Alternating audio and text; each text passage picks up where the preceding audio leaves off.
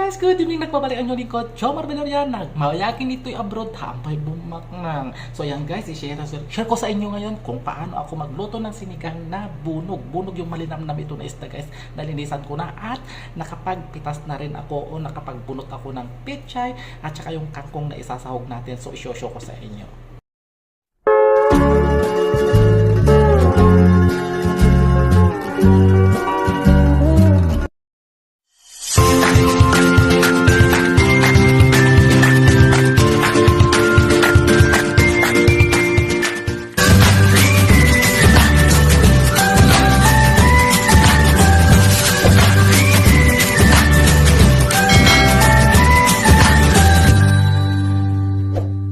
So yan guys, as you can see, maliliit pa yung ating mga pechay kasi binawasan ko kasi ang kapal. Ito yung punla ko noon.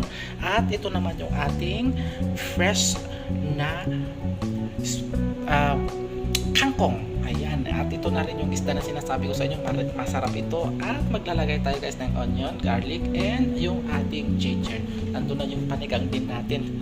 Ayan, at saka mag-a-add tayo ng patis mamaya. So ayan, lutuin na natin ang ating sinigang isda. So ayan guys, ilagay na natin yung ating ginger, yung ating garlic, at saka yung ating onion. At ano natin yung isda dyan.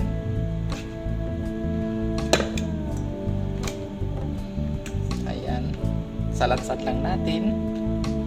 At ilalagay natin yung ating pagmalinamnam. Wow, sarap. Yung ating asin. Ganyan ako mag-prepare guys, konti lang. Kasi mag-add tayo guys ng soy. Sotse.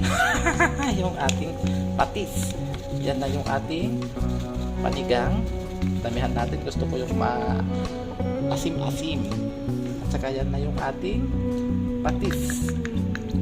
Mag-add tayo guys ng ating patis para masarap yung sabaw. Dagdagan pa. Ayan. Then nag-prepare na ako guys ng hot water. As you can say, hot water na para madaling maluto. Ayan. Tagyan natin ng sabaw na gusto natin kadami. Ayan. So damihan na natin yan guys.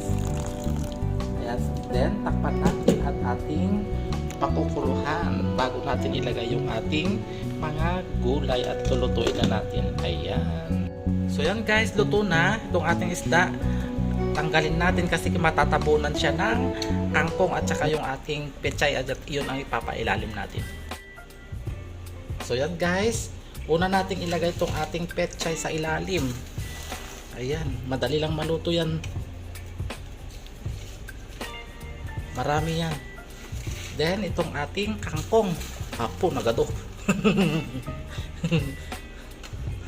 Ayan. So, ilubog natin guys. Then, ipapatong natin yung isda. So, ayan guys. Luto na yung ating sinigang.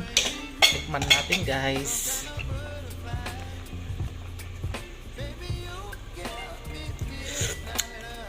Wow, ang sarap ng sabaw. Grabe, ayan guys, kain na tayo mga karuba, mga nun, nagagayim ko ma-expire, halina.